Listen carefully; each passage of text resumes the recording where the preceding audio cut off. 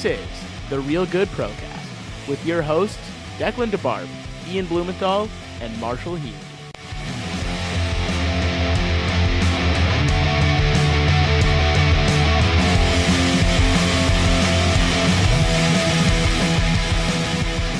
We're going to get rolling on the Ottawa Senators. It's always a bright place to start. Yeah, it's real bright. I mean, they won. Their record is 1-1-1, which I think is better than what people thought it'd be. But I don't know. They didn't look off. They haven't looked awful in any of their games. Well, I wouldn't look at the first 3 games of the season as determining what their season's going to be. With the first 3 games of the season, I think Austin Matthews is on pace for 80. 4. Sorry, 4. Austin Matthews is on pace for 82 goals. No, he's on pace for 108 goals, I think. I'm just saying. And I'm just saying that we don't have the expectations that you guys do.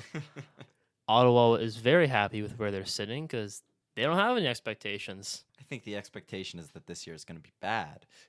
Yeah, the expectation is that they finish good enough so that Colorado doesn't get a good pick, but worse enough so that the rest of the rounds they get a good pick. So they're going to try and do something really weird. I don't know.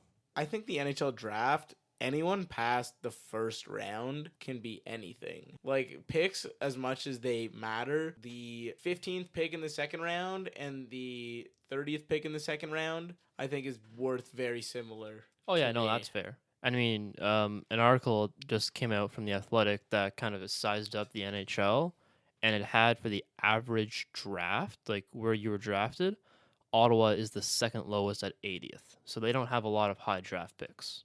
San Jose is the only team that has a lower draft at 82. Toronto is 56. That's their average draft position. It's because we got good scouts. Don't know who has I the... don't know if scouts are related to it. We sucked for a long time. Well, no. No, but that's the average, like, of the players we have right now, where they were picked, which Yeah. is good scouting. Yeah. Buffalo was by far the worst. Their average of all the players, they were average draft position 26. That surprises me that it's not Edmonton, frankly. Edmonton's 4th with 46. So they're a full 44, sorry. They're almost a full 20 picks below Buffalo for the average, which is surprising. But like I said before about Ottawa, we're just going to take it one game at a time. All I know is that our social media guy, he's doing us good work. So that's all we're proud of right now. Yeah, I think it was the greatest thing we've seen Thomas Chabot do this year. The travel guide to Boston. Did you see that? I did not. In the most deadpan voice, he takes you around Boston because the Senators were playing Boston. No. And the other really good thing that the social media guy did is when he scored some not bad goals against Toronto, he added in to Chuck's like cannot believe that you texted your girlfriend first. It was really funny when he was like Jesus Christ, did you really text your girlfriend first? He looped that in with Chabot scoring against Toronto, and that was pretty funny too. Didn't that happen during an interview? Yeah. It's like, who'd you text first? Oh, I think I texted my girlfriend first, and his face was And to Chuck just could not believe that anyone would text their girlfriend first about getting about signing. So it's like he lays that in with Chabot, and so the highlights of Ottawa's season right now are 2 tweets. I think that's. Actually, I would put like Thomas Chabot's sick goal. Yeah, That was a nice goal. He just elevated himself into number 1 defenseman for sure. Well, I think that is a great talking point there. Thomas Chabot, he's had a great start to the season this year. I think it's brought some hope back to Ottawa after trading away cornerstone of the franchise, Erik Karlsson. I knew he was going to be good. Like, when I saw him play at the World Juniors, he was unreal. I was like, this guy is far past all of these other people on the ice. He's going to be in the NHL very soon, if not next year, which... He's the only defenseman from Canada to be named MVP of that tournament. So that tells you that Canada's had some really good players for the World Juniors, and he's the only defenseman to be named MVP. So and they had Karlsson was actually named defenseman of the year when he played in the World Juniors, which was in Ottawa. So I think it's kind of Ottawa can somehow get one good defenseman every 10 years. Can't wait for the next 10 years when we trade away Chabot and get someone new. Chabot definitely looks like he has a lot of great upside. One thing that came out this weekend from Elliot Friedman on Saturday Headlines, talking about Eugene Melnyk. Melnyk told the Board of Governors meeting that he is not selling the Ottawa Senators. This is according to Friedman. Eugene Melnick took the floor at the Board of Governors meeting this weekend in New York. He continued to say, "I'm told he gave an impassioned speech about how he's in Ottawa for the long haul, despite what other governors and owners may have read in the media. He plans to be here for a long time, and he has said that he relishes the underdog role." I believe it. He has said publicly multiple times the only way he won't own the franchise is when he's dead, and then it will be willed off to his daughters. So that doesn't surprise me that he would do that. And he's trying to save face in front of people that are a lot more richer than him. Yeah, I don't think he's going to sell the franchise. He seems like a stubborn guy. Yeah. Yeah, but what does that mean for Senators fans then? I mean, they've vigorously campaigned to get Melnick out. What does this do to a franchise that doesn't really have a lot going for it? I think that whenever the team is really bad and the owner's kind of not the greatest, everyone yells the owner, gets mad. But then if the team does get good or mediocre, everyone's just going to forget about how not intelligent decisions he made. And everyone's going to kind of forget about it and be like, oh, at least we're pretty good now. Yeah, I'm not a Melnick outer. I have been saying for a long time that they would never win a cup as long as he's the owner, but I'm not a Melnick outer, even though I do believe that. That being said, yeah, like Ian said, a winning season gets rid of a lot of angerman issues. And if they have a winning season, they're not going to care who owns the team at this point. They just need to not do stupid things and win. Well, not too much, though. Yeah, Then they need to win in 2 to 3 years. So it's going to be a little restless in Ottawa. There'll be rumors swirling for the next couple of years, and I think he'll just have to weather the storm if he really wants to own the team. Well, one step in the right direction was the Senators actually beating Toronto the other night. Not sure they deserved to win, but they won. It seemed like Toronto had a power play for a long time in the third period. The last 5 minutes of the game. I mean, and our power play is 50% of the season so far. So yeah. So just gonna put that stat out there. I think that power play is the power play is laughable. Pretty It's broken. one of the deadliest units in the entire NHL history. yeah, that's not an outrageous thing to say for sure. They are. It's scary if you're a second line penalty kill guy and you see the second line power play for Toronto. It's like, well, screw this. I'm out. They're gonna score anyway, which they usually do. Yeah, we played over under yesterday. I won both times. The Leafs would get a penalty, and I would turn to everybody and I'd be like, over under, they score in a minute. And when they didn't start with the Matthews unit, I was like, they're not going to score. But then they did score, but they waited. It was over a minute because then they had to switch out the unit after like 45 seconds of bad zone entries. And then they get this unit back on. First try, zone entry, set up. 5 seconds later, it's in the back of the net. Yeah, but we'll talk about Toronto's power play in a little bit. What did you guys think of the game as a whole? I thought the Leafs looked a lot better than they did in their first game. Which game are we talking about? The Ottawa The one Ottawa still? game, yeah. Yeah, I think each period they got progressively better. I thought the first period was kind of even. The second period they got more in charge. In the third period, I don't think in the last 5 minutes the only shot on goal Ottawa had was the empty netter. Yeah, I thought the Leafs put a pretty good effort out there. I thought mostly it was just some unlucky bounces. Freddie let in a couple soft ones, and it didn't go our way. We did dominate them for the majority of the game. I'm not upset with how the Leafs played. I think Ottawa showed up, though, and shows that we can compete at this level, and we are fast, but they know they're not the team that's gonna compete with I don't want to call us a cup contender, but very high quality team in the league. You can call them a cup contender. Ottawa knows that unless that they need Craig Anderson, and he was the reason they won that game. So, Oh yeah, and I mean it wasn't outrageous that they won, but I think if Toronto had won, people would not have been like, "Well, what happened there?" It would have been just, "Okay, yeah, they won," which is I think a Leafs player even said, "We deserve to win the Ottawa game, and we deserve to lose the Montreal game." Yeah, it happens. Normally it's the best goaltender on the night will win you that game. But the Ottawa game makes me wonder, can the Leafs continue to outscore their problems? Because on defense, it's clear there's a hole on the right side the entire way down. Ron Hainsey looks like a carcass. Zaitsev has looked better this year, but I'm not 100% convinced. And Babcock does not trust Zaitsev. Yeah. We know that.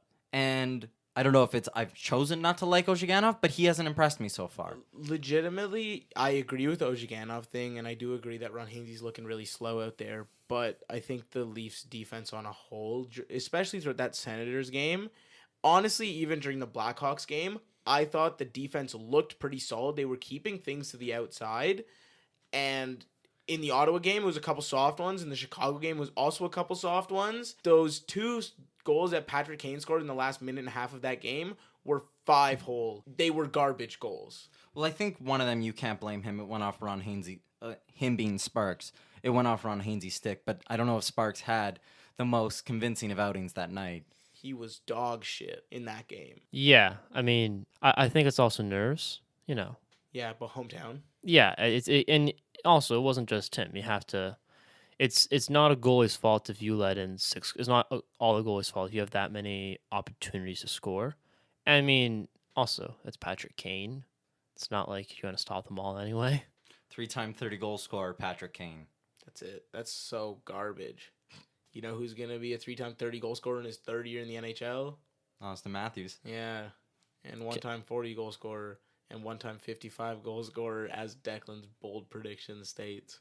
Not 50, 55. I don't think it's that bold. Look how Yeah, it's really not that bold. He's got 7. It's 4 games in. Yeah, and then I'm just gonna say what happens when he doesn't score in 2 straight games. He'll come back, score 3 the next game. it's Toronto. We'll all freak out. We already know. Well, we can you will. guarantee that the first time it happens, he doesn't score 2 in 2 straight games? He will come back, fire and vengeance in the 3rd game. Guarantee it, but I could see it happening because he looks like he's got fire. Have you seen those jackets? I'm just saying the Austin Matthews supervillain look is where I'm at. I want to know if he thinks that the only place you can work out is an alley because, like, why? Why with these jackets? He looks so good, except all the jackets look so outrageous. I mean, the first one, the one in where he's in the red jacket, it looks like he just signed up for Team Rocket. Really, I thought it was like the British Navy. We're talking about the Sharp cover photo. Yeah, Sharp magazine. This isn't GQ. This is well past GQ. The green jacket. I mean, it's not awful, but he sticks out like a sore thumb. I actually don't mind the black jacket. The black jacket's not the worst thing. It's They're just all so large. They do not need to be this large. Like it makes him look twice the size he is. We're gonna come back to Austin Matthews and his gorgeous coats a little bit later when we talk about personalities in the league. But I want to go back to Marshall's point where he said, what happens when Matthews doesn't score? I want to throw a stat out, one that's been floating around. But Tavares and Matthews together have 13 points, 13 goals. The Leafs a whole of 20. That combined total is good to be outscoring 26 teams in this league. The 13 goals. The 13 goals. The 13 goals. So there are 26 teams that have not. Now, to be fair, there are some teams that have only played 2 games, and Matthews and Tavares have played 4. Yes. But yes, that's still a stupid But that stat. said, that they have 65% of the Leafs goals, I think is a little bit concerning. What happens when they slow down? Because they're not going to be scoring at this pace the entire year. I agree, but also some of the the one that went in last night when Matthews shot it across and then it tipped off what I thought it tipped John Tavares in, but it didn't hit, and so Matthews just got a goal, and he got lucky with a couple goals, I got to admit, and Tavares has some garbage tap-ins, but that power play is going to look the same. Tavares is going to get all those tap-in goals all season.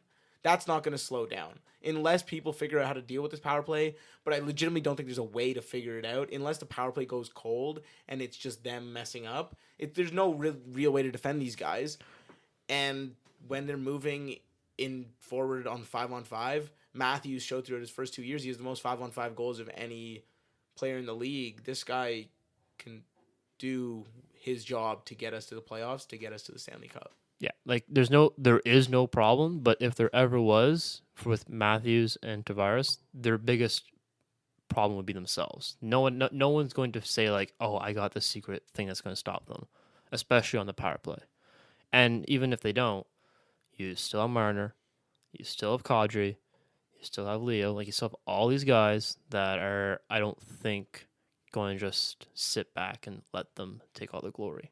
Well, yeah, I do think the Leafs secondary scoring will start. Kadri had a slow start a couple of years ago where he didn't pick up, and then he got 1 goal, and the monkey went off his back, and he was able to start putting him in. But I think it's something that you got to be concerned about. Well, against the Dallas game I was watching, Kadri hit the post once. He got robbed twice. He's really close. It's going to go in, and then it's going to spiral out. I think it was Ray Ferraro on the broadcast last night who was talking about when he gets the first goal, it just piles on and he just keeps going. He's very momentum-based player, I think. Despite his not so great effort against Chicago, do you think we'll see more sparks in October? Because Freddie Anderson is notoriously bad in October with the Leafs.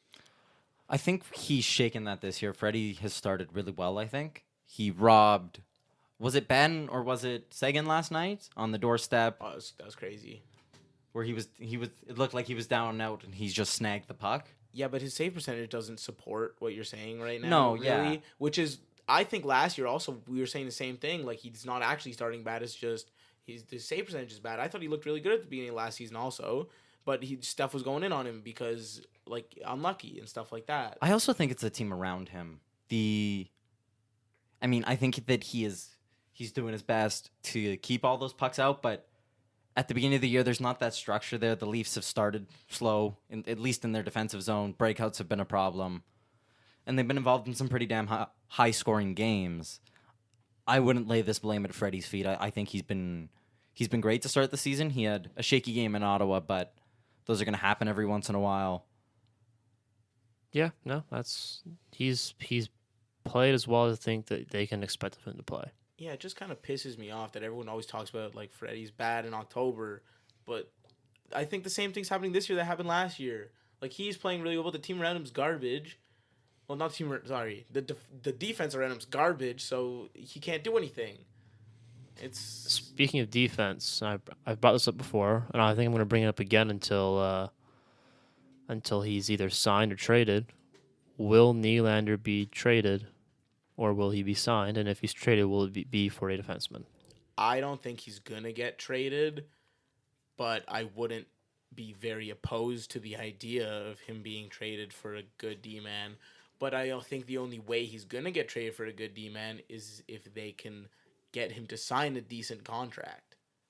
Because otherwise his value goes down a lot. If he's making $8 million a year for the next 8 years, I don't know how many teams really want that contract. So you think it has to be a sign and trade? Because his rights aren't worth that much without a contract. Okay. He's showing that he's willing to not sign for a team unless he gets his amount of money. Why would you trade for a guy who could do the same thing to you? I think people are just freaking out. This is not something we've had to deal with in a long, long time in Toronto. When was the last time we had a good young player? This is just something that happens. But this is also on a cup contending team. He's saying I know my worth and it's not worth winning a cup. He doesn't know his worth. He's asking $8 million allegedly. He is not worth $8 million. 6? 6'5". Like, give him the benefit of the doubt that he's going to get better. I think it'll come in at 7, but Dubas needs to drive a hard bargain here. Like, he can't sign a bad contract as is like one of his first big signings.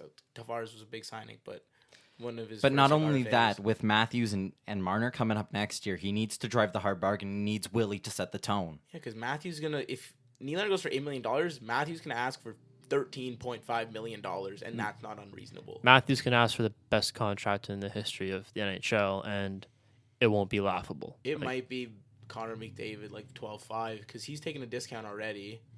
And as much as Tavares is also sick, Matthews brings a lot more to the table than Tavares does. Yeah, I think Matthews is more responsible in his own end than Tavares is, and I don't think I'm crazy by saying that come the end of the year, Matthews will be the second best player in this league. That's not unreasonable. That's not unreasonable, but we still have to. He's not going to pass McDavid. Yeah, you still have to. You have to look at Crosby and McDavid and even Ovechkin and say, yes, he's definitely better. If at the end of the year, if it happens, I won't be surprised, but I'm not going to go proclaiming that he's going to be better than Crosby right now. Yeah, I agree with that. Because Crosby's so veteran in this league. It's so hard to take that place from him. He's proven it again and again where his sense of the game is superior to anyone in the game. I think even McDavid. I think McDavid's just way faster. Yeah, in terms of like player smarts, Crosby definitely has his that. hockey IQ is nuts. Yeah. And it was nuts when he came into the league. It's only gone better since. Exactly. And I think the same thing's going to happen with McDavid and the same thing's going to happen with Matthews. Honestly, even Eichel's looking really good. Oh, yeah, no. Yeah, he's looking really good. But I don't think Eichel will ever come near the levels. I think Eichel could be a sleeper, like, not like better than Joe Pavelski, but like just he'll never be like flashy, but he'll just always be consistently better than you think. Is Jack Eichel elite? He will be. Okay. By the end by the end of the year, he will be considered elite. I think Jack Eichel's elite, but he's not franchise. I think there's a difference. I think elite can hold like all-stars in the league, like all of them. Like I think Like Jimmy- Morgan Riley is elite. You think not PK Subban, but you think I'm trying to think of someone lesser like Mark Edward Vlasic. He's elite, but he's not a franchise player. No. That's what I'm saying. Like you can be elite and not Yeah, franchise. so- yeah, I think and that's what franchise Jo- players yeah. in the league are Sidney Crosby, Connor McDavid, Evgeny Malkin, Alex Ovechkin, Austin Matthews, Erik Karlsson. I would hesitate to throw Line in that mix. Yeah, okay. I could see that. Yeah. Yeah, for sure. And I think that those are the only, and those guys are they You- generate. What about Besser? I was gonna say, do you think I think Besser will level out Barkov? at elite. Barkov? Do you think he'll be a franchise player for Florida? No.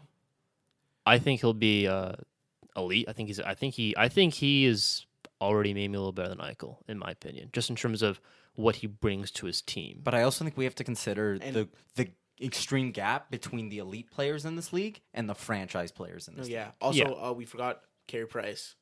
Yeah. Franchise player. Yeah, franchise player, He's but looking good. he's looking good this year. Yes, he's looking good this year. I mean, Montreal have looked good this year. When in doubt, you go young and fast. And What the Leafs did. and small and light. They are another thing. Athletic, same thing with the draft. They are the shortest and the lightest team, and it's not even close. Like their average weight is 189. The next closest is 194, and their average height is 71.9. Smallest in the league for that's inches. Inches? Okay. Yeah, I wasn't high on the Habs going into the season. As you'll hear in the season preview that's going to come out alongside this podcast sometime this week, that I didn't rate the Habs very highly. I thought that they would be a basement team, but they showed up this year. I think they're going to surprise a lot of teams. They've definitely started fast, and hopefully their youth can continue to keep them at that level. Yeah, but you also have to see with Sorry about that. Our recording software crashed, but we're back at it, and we were talking about Montreal. What have you seen from them this year, Ian? Montreal. They've been moving quickly. They've been doing their part. I think Carey Price showed up again. Everyone's doing their part, and I think that I don't think they're gonna make the playoffs because I don't think they have that level of compete yet. But they're gonna prove some people wrong that they're garbage in this league. They'll be mediocre. Yeah, no, I'm surprised with how well they have performed. I still think it's early. They have a history, so we'll wait and see. Yeah, I do agree with that. But just getting back to the Leafs, what did you guys think about Babcock breaking out the blender for the Dallas game? Throwing Janssen in the press box. Ozhiganov came back in. Lindholm played on the wing. Gauthier in at center. Kapanen up with Matthews. Well, the capping up with Matthews happened the game before, like in Chicago. And so he really liked that. And he was like, why would he change something that was working amazing? Like Matthews got 2 goals and 2 assists that game. Like Kapanen was the fire that started that game rally to come back from 2-0. And I think that it was a little weird putting Zhiganov back in the lineup. I haven't really liked his play, and I very much liked Marinchin's play, but I don't think Babcock likes Marinchin too much. I think the problem with Marinchin is that he can't really play with the puck. He's great off the puck, but I also think he's a little bit slower. Ozhiganov has, I wouldn't say had the most speed, but he was definitely faster than Marinchin, and that's something you have to worry about when playing the Stars. They got players like Ben and Seguin who can really wheel. So They tried to match up Hainsey and Riley against that line, and they got burned once. Yeah, that didn't look too good. Yeah, Ron Hainsey's a carcass. I don't think he's on this team after 8 weeks. All I saw on Twitter about the game was Ron Hainsey. I didn't see anything but the score. All these fans, all these Twitter, at least what I saw was Ron Hainsey is awful. He needs to go. He was great for us last year. He just got overplayed, and I think he's just too old. Yeah, he's regressed. He's not the player he was, not even last year. Yeah, I thought he was pretty good last year. He was really good on the penalty kill. He was just like 30 minutes a night. I mean, yeah, he was overused. And the problem is he's regressed too far this year to a point where I wouldn't have him in my lineup every night. Like I would use other pieces. We have the pieces. ideally, I would take Ozhiganov out as well. I would throw I put Hall in. Gardner up with Riley, which is something that when they have played together, they've looked amazing. When they played together in the past, they've looked amazing. You move Dermott up with Zaitsev, and then you never play the fourth line of Ozhiganov and Hall and Marinson. No, but yeah, that's what I'm saying. You got to spread that out more. Riley and Gardner together is fun to watch because Gardner is a great player. He just makes questionable decisions more often than he should. But Riley is a very quick skater and he can move the puck well. And Gardner is also a fast skater and can move the puck well. And Gardner has a good shot.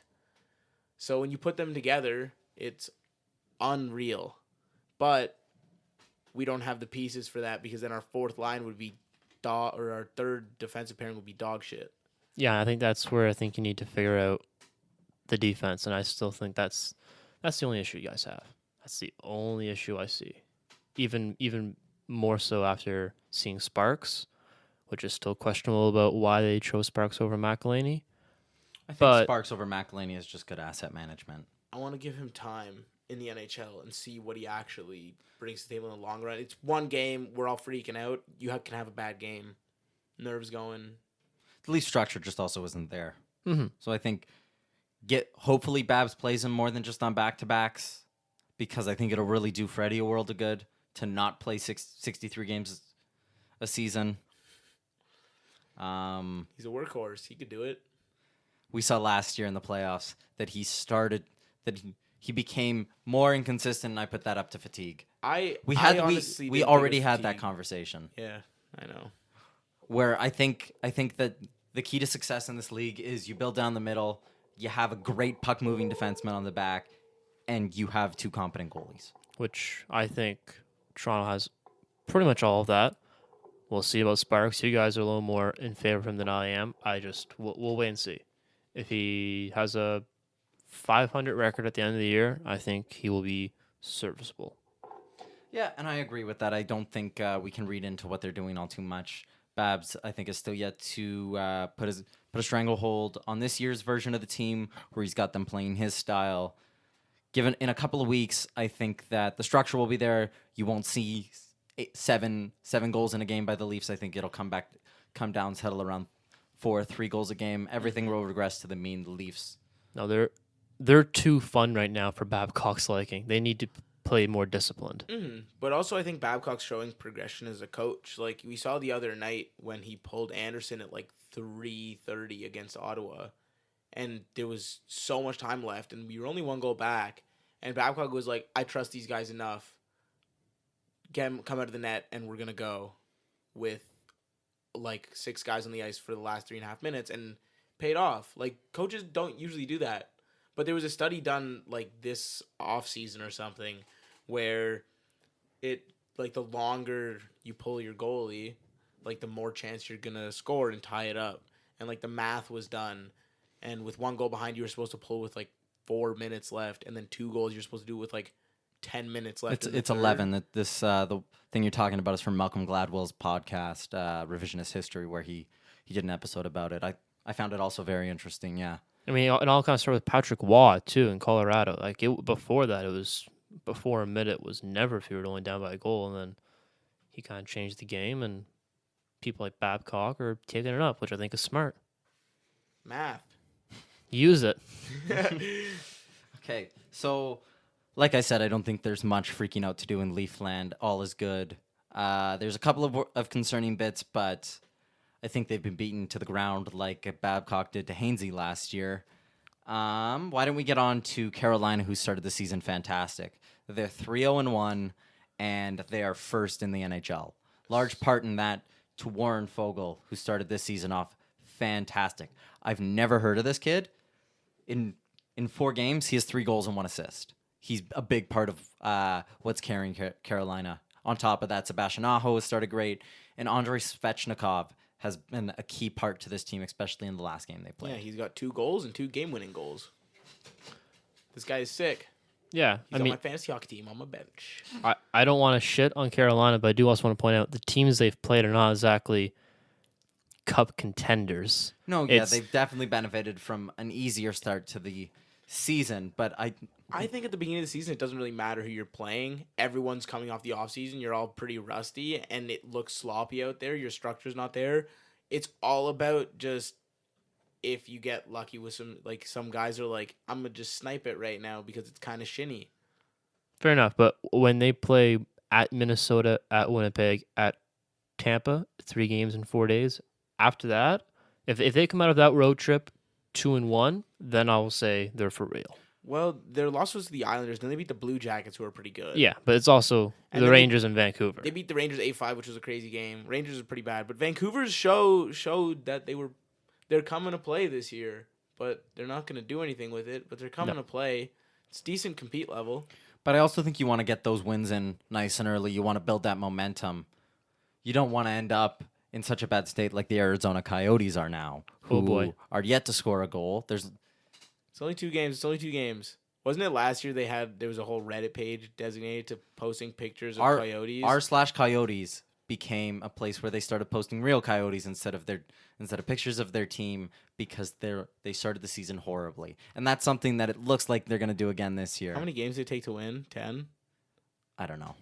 Something like that. It was ridiculous. too much. And again, they play Anaheim tonight, who shut them out a couple nights ago. So that's fun. As much as people feel bad for Sens fans, I feel bad for Arizona fans. Listen, I think it's just they haven't had their 1C yet this season, and it's definitely concerning that they haven't scored a goal. Don't get me wrong. Yeah, OEL. But I think it's too small of a sample size. Listen, they played 2 games. It'll come. They'll get it eventually. Hopefully soon, because if they don't, it looks like they're going to be out of the race rather quickly after a lot of people were high on them again this offseason. Well, I wasn't. You were. I was. Because you're a fan. I'm never high on the Arizona Coyotes. They're so bad. Their salary cap's so low. But I just hope they're having fun. That's all that the players can ask for. I just hope that both teams have fun. Go out there, try hard, make mom proud.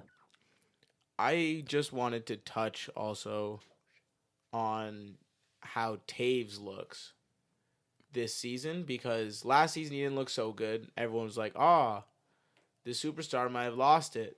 But then he came back, and now he's got, 5 goals in 2 or 3 games? Yep, he definitely started hot. The hat trick didn't do him any disservice. Do you guys think that Taves is back? Is he going to continue this, or is this just a good start to the season that he'll die off into, like the rest of Chicago? I hope he's back, because when Chicago's good, I love watching their bandwagon fans. Yeah, no. In terms of bandwagon fans, I think they reign supreme. Now that might change with them sucking and Toronto all of a sudden getting good. You might have a lot more fans that had Kane jerseys before, but I think Taves can be decent for the entire year, for sure. He'll be good. They just need to get their goaltending situation straightened out. Yeah. Yeah, Cam Ward is garbage.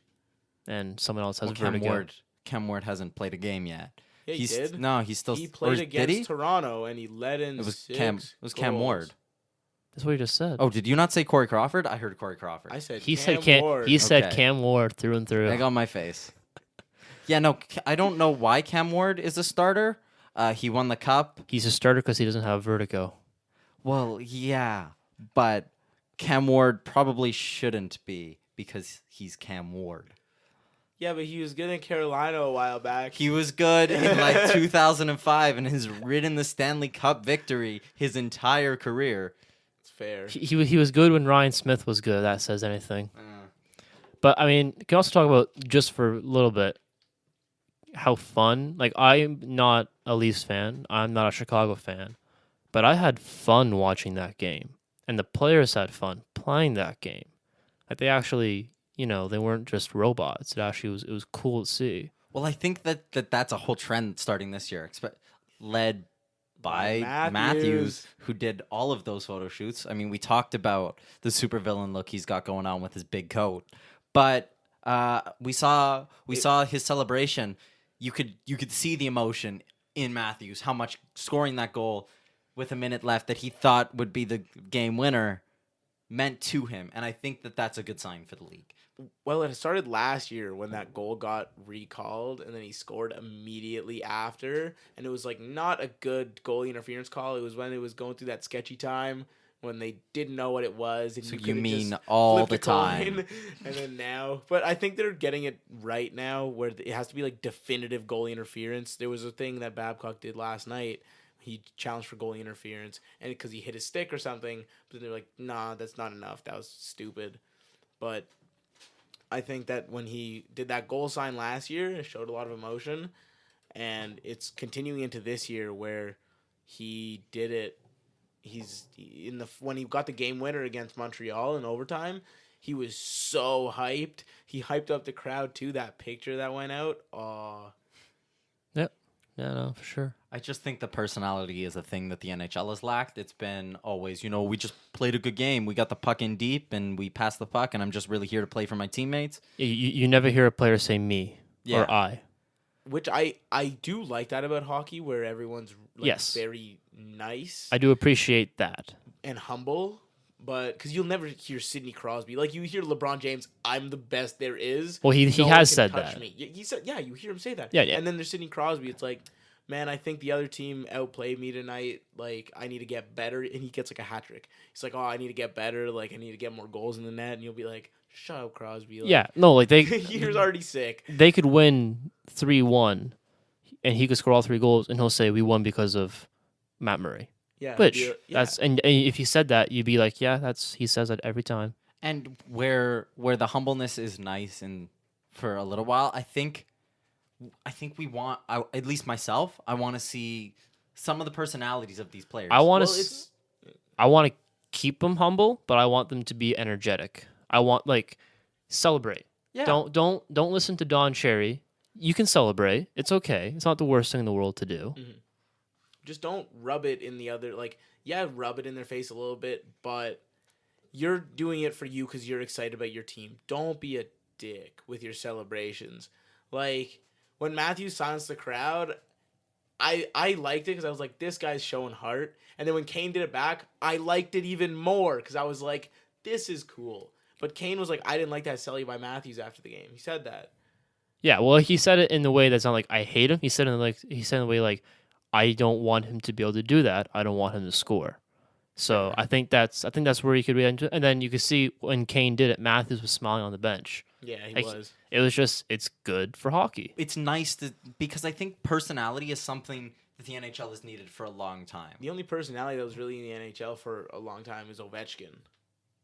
Ovechkin would always do crazy weird stuff and be like, "Oh, I hope we no suck this year." Yeah, no, it's always weird with the Russians. It's always weird with the Russians.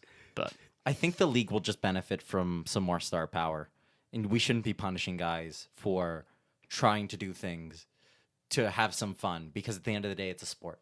yep. Yeah, And they just wanna have sports fun. are meant to be fun. Frankly, I don't really like American football, but one thing that American football has right is their celebrations. Those team Cellys, they're a lot of fun. They're nice. They're great to see, and I would love to see some better Cellys in the NHL. I'd love to see some guys talk just about how they actually feel. I think the Chiefs 2 weeks ago, they did the I think it was the Goku anime. Yeah. Tyreek Yeah. Hill or something. And he was like this, and then he puts his arms over. They touched their hands, and it was super funny. They the NFL celebrations are the best. Yeah. Juju Smith-Schuster last year with the hide and seek with Bell.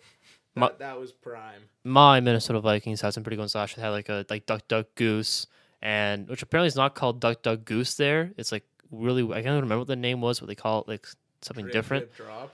I don't know. It's weird. Minnesota's a weird place. The state of hockey. Actually, in the athletic thing, they actually had them too. You'll never guess where the most hockey players come out of in America. California. Minnesota, Oh, damn. Minnesota, eh? and then Michigan. But yeah, those I two. want to add a cool, funny thing that I saw. It was, I think, Charlie McAvoy. He was doing an interview, and they asked him to like do like a Boston accent for the interview, and he killed it. Him being on that team for the past couple of years was, I think it was McAvoy. Oh no, it might have been Torrey Krug. No, it was McAvoy. It was McAvoy? Yeah. Okay, I was right. And he just like did this Boston accent, and it was like so funny. And I love when players like show that they're actually people. Yeah, just be human, be yourself. I think Gritty's helping with that a little bit because it's just so I outrageous. came in like a wrecking ball. When he was threatening all those sharks at the aquarium and like threw all the stuffed sharks on the ground, that was so funny. He's doing his job. I just think the personalities are good for hockey at Yep. the end of the day. Yeah, Which is why for I sure. like Don Cherry. That's personality. Yeah, but he doesn't like players showing Yeah, personality. but he shows personality. Exactly, so he should not be a hypocrite. It's because he doesn't play Yeah. like anymore. So he's like, Well, he's being. when I played, I didn't do that. Yeah, back in my day, kids. Now listen up here now, kids. Let's go. Is that your best cherry? Come on. No. It's not my best chair. I can actually do a chair if you want, but Do the cherry. I really can't do one. I'm better at Ron McLean because all I have to do is watch Don Cherry's crotch, and that's a Ron McLean right there.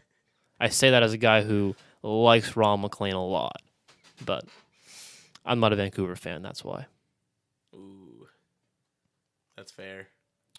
We're going to get into now, if none of you have anything else to add, I think we'll get into our new segment, just some real good trivia. The finishing segment. So Yeah, some real good trivia. You got some real good trivia for us, Marshall? I'm not doing the voice, but yeah, I do. Are you guys ready? Yeah. So the idea of this then is that I have a player in mind. I say a piece of trivia. The boys here will guess.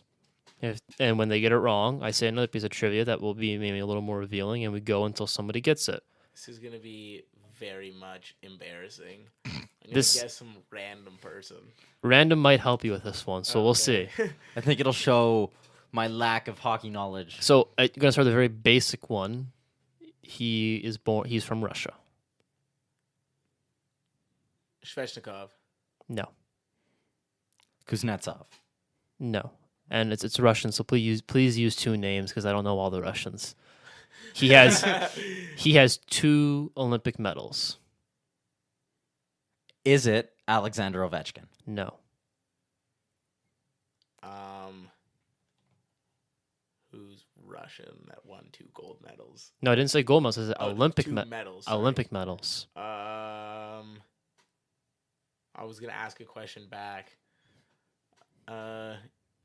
I know he didn't win. Hurry medals, up. But I just want to say Ilya Brzgalov No. because I love Ilya Brzgalov. No. It's only game. It's only him. Why you have to be mad? He was the captain of this team, and the team that drafted him, it was their very first draft pick ever. Is it Ilya Kovalchuk? No. Ooh, first draft pick ever. Then we have to go back. Oh no, this is so hard. Is it?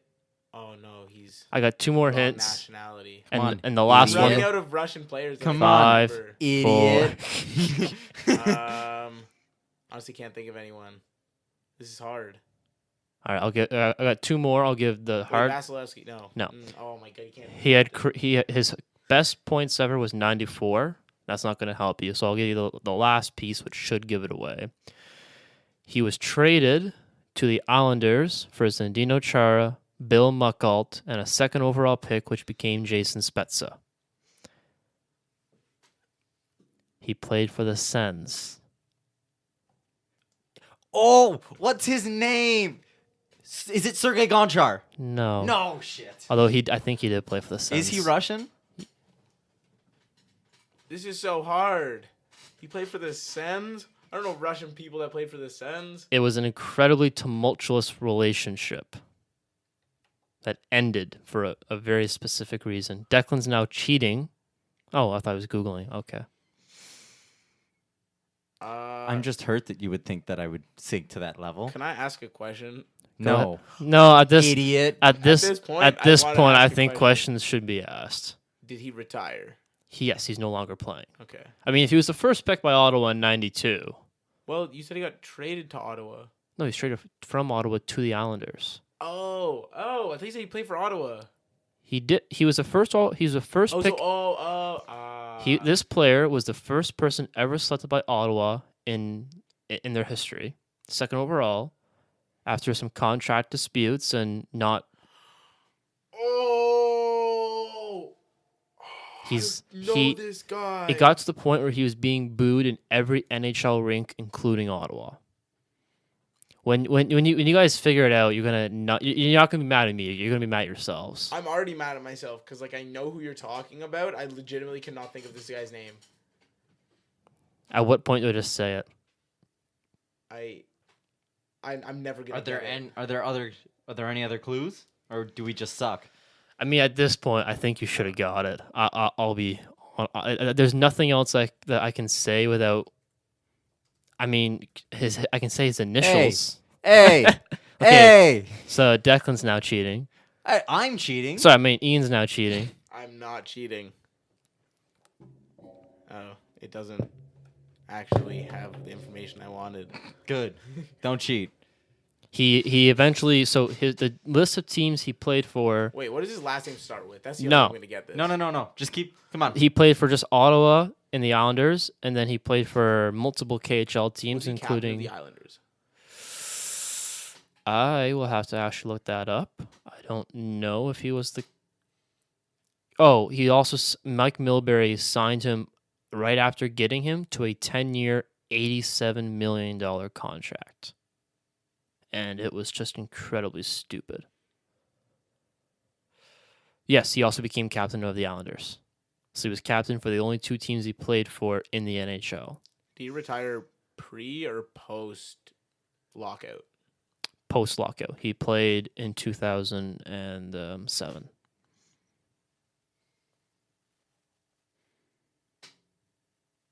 I'm not gonna get this. All right. His initials are AY.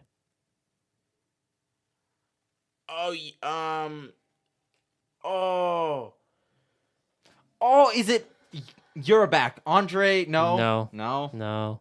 This is His first name's Andre. No. No? Okay, I'm just going to say it. Alexei Yashin. Oh, I wouldn't have got that. He's the most infamous player in Ottawa in Sens history. That's why I didn't get it. He was run out of town. He's the reason we got Chara and Spezza. He was the original Heatley. And yeah, so that I didn't think it'd be that hard. If I knew, really hard. Honestly, I did not. I honestly did not think it would be that hard. You guys are from Toronto. You should have heard about this. I don't do Ottawa. The next, When did he get traded to the to the Islanders? 2001-ish, 2001. He actually got to I was 2 years old. No, okay, well, Recent memory. It got to the point he pledged $400,000 to the National Arts Center in Ottawa, and then he never actually gave the money to them, and that kind of really was the beginning of the end. Like, it already wasn't great before that, but that was the beginning of the end. He did that? Yeah. Why? That's why he started getting booed in every rink. Like, he was booed in, like, Toronto. He was booed in Vancouver. It was really weird. Well, I think that now that me and Ian have shown our ignorance to the world of hockey trivia, I think there's no better of a place to end than on this note. So thank you for listening to the Real Good Procast. It's been a pleasure for us to be in your ears once again. We'll be back next week. And thank you. I look forward to talking some shit about hockey again next week. So we'll sign it off right here. Bye-bye. Adios.